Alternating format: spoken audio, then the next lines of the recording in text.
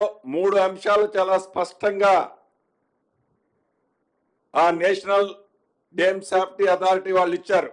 ఒకటి, ఏదైతే ఈ మూడు బ్యారేజీల్లో ఇప్పటికి స్పష్టంగా మేడిగడ్డ విజువల్స్నే కనిపిస్తున్నాయి, అన్నారం లీకేజ్ ఉంది, మూడో డ్యామ్ కూడా ప్రమాదంలో ఉంది. కాబట్టి ఈ మూడు డ్యాములలో గేట్లు ప్రీ ఫ్లోలో ఉంచాలి తప్ప ఒక్క చుక్క నీరు కూడా ఆపొద్దని, ఏవైనా రిపేర్లు చేసినా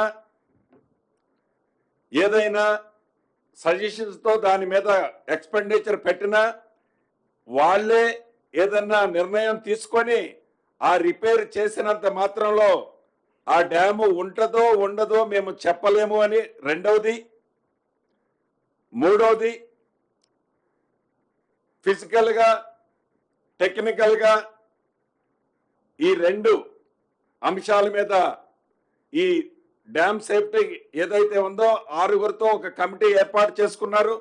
ఈ ఆరుగురు ఈ టెస్ట్లు ఏవైతే ఉన్నాయో టెస్ట్లు కంప్లీట్ అయ్యేంత వరకు ఫర్దర్గా ఏ రకమైన పని చేయొద్దని చెప్పడం జరిగింది.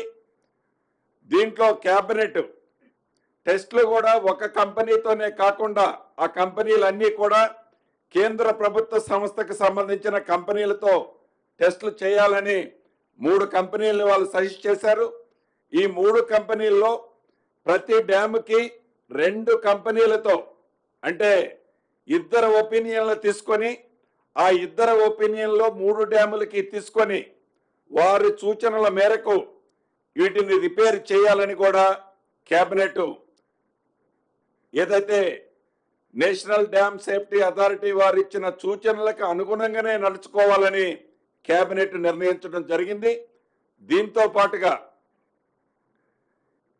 ఏదైతే సాధ్యపడితే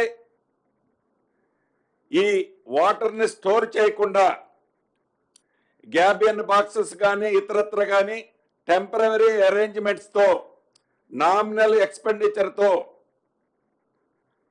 లిఫ్ట్ వాటర్ ఏమన్నా చేయటానికి పాసిబిలిటీ ఉంటే దాన్ని కూడా క్షుణ్ణంగా పరిశీలించాలని కేబినెట్ అధికారులని ఆదేశించడం జరిగింది. అది కూడా డ్యామ్ సేఫ్టీ అథారిటీ వాళ్ళ సూచనల మేరకు రైతులు ఇబ్బంది పడకుండా ఉండే విధంగా, రైతులకు నష్టం కలగకుండా ఉండే విధంగా ఏ మాత్రం అవకాశం ఉన్నా వారి సూచనలో సలహాల మేరకు టెంపరవరీగా నామినల్ ఎక్స్పెండిచర్తో